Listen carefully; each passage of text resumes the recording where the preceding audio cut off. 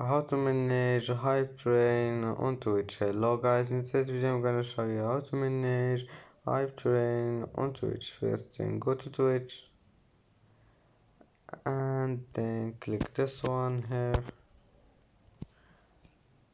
and now click this one, account settings,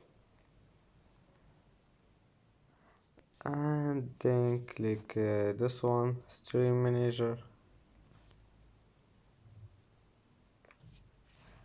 and here you can manage hype train. Just turn it off if you don't want it, and if you want it, click on it. And as you see, that's how manage hype train on Twitch. And that's it for today's video. If you like this video, don't forget like and subscribe, and see you in the next video.